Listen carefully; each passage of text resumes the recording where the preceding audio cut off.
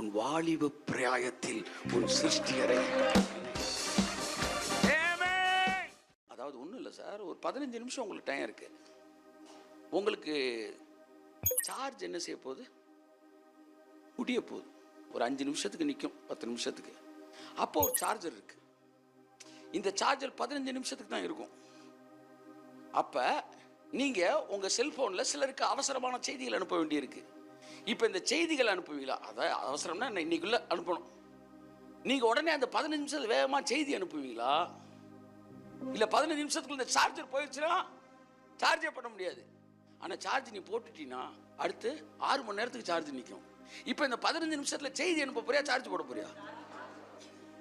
உடம்பு நல்லா இருக்கும்போது நீ செய்ய வேண்டிய செஞ்சிரு. அதுக்கப்புறம் 7 மணி நேரம் நீ நினைச்ச மாதிரி நீ மெசேஜ் அனுப்பிச்சுக்க.